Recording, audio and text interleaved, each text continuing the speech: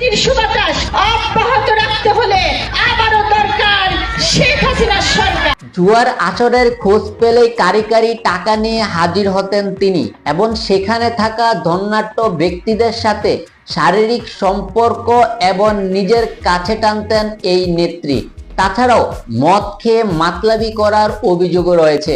তাছাড়াও তার বিরুদ্ধে রয়েছে শরীরের বাসনা মেটানোর জন্য অনলাইন থেকে টাকা দিয়ে পুরুষ কেনার মতন জঘন্য রকম অভিযোগ। হ্যাঁ, বলছি মেহেরপুর 1 আসনের সাবেক এমপি এবং জনপ্রশাসন মন্ত্রণালয়ের মন্ত্রী ফরহাদ হোসেনের স্ত্রী মোনালিসার কথা। ক্যাসিনো সাম্রাজ্যের রানী হিসেবে পরিচিত এই মোনালিসা বেকার যুবকদের কাছ থেকে কোটি কোটি টাকা হাতিয়ে নিয়েছে শুধুমাত্র চাকরি দেওয়ার কথা বলে। এমনকি সেসব যুবকদের পরিবারকেও রাস্তায় বসিয়েছে এই মোনালিসা। জানা গেছে পুলিশকে ব্যবহার করে অনলাইনে জুয়া নিয়ন্ত্রণ করতেন এই মোনালিসা। এর মাধ্যমে প্রতি মাসে 4 থেকে 5 কোটি টাকা কামাতেন এই মহিলা।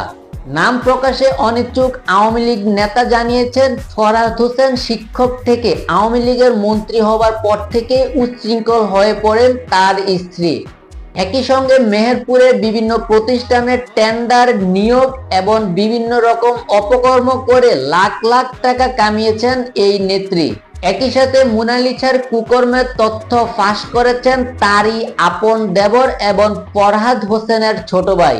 ফরহাদ হোসেনের ছোট ভাই জানিয়েছেন, আমার ভাই মন্ত্রী হবার পর থেকেই বাবির উচ্ছৃঙ্খলতা বাড়তে থাকে এবং পুলিশের নিয়ন্ত্রণকে কাজে লাগিয়ে তিনি বিভিন্ন জুয়ার আসর থেকে কোটি কোটি টাকা হাতিয়ে নিয়েছেন।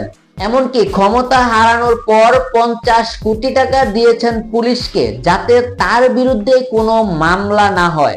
জানা গেছে মন্ত্রীকে ন্যূনতম 20 লক্ষ টাকা ঘুষ না দিলে সেই ব্যক্তির চাকরি হতো না।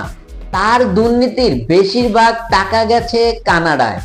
সেখানে বেগমপাড়া স্টেডিয়ামের পাশে তার আলিশান একটি বাড়ি রয়েছে। তাছাড়াও মোহাম্মদপুর, মুত্তরা এবং বনানীর মতন বিলাসবহুল এলাকায় রয়েছে তার অনেকগুলোই ফ্ল্যাট।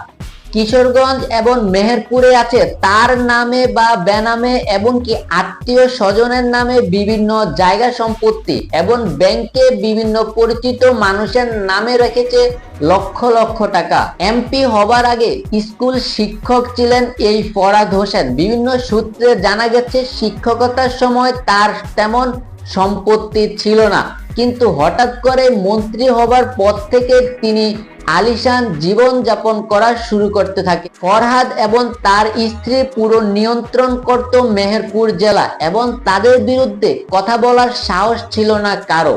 তবে শেষ রক্ষা হয়নি ফরহাদ হোসেনের। ঢাকার একটি এলাকা থেকে ফরহাদ হোসেনকে ইতিমধ্যে গ্রেপ্তার করেছে র্যাব, কিন্তু ইতিমধ্যে পলাতক রয়েছে তার স্ত্রী, তার ভাই এবং তার আশেপাশের ঘনিষ্ঠ স্বজনরা।